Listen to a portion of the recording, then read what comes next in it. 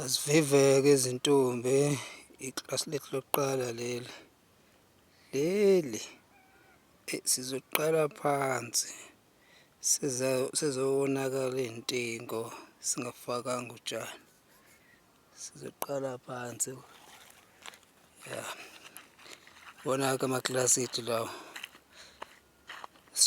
nizobe nifundela kuwona-ke zintombi, yonke into enifuna ukuyifunda nizobe niyifundela la.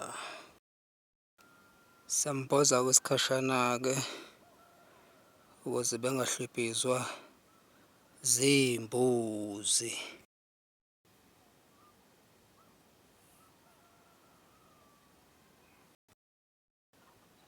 Ngapha ezingadini-ke kwezintombi sazonihlelela ingadi yenu ukuthi siyilime mezithi nje uSeptemba emva kwemvula yokuqala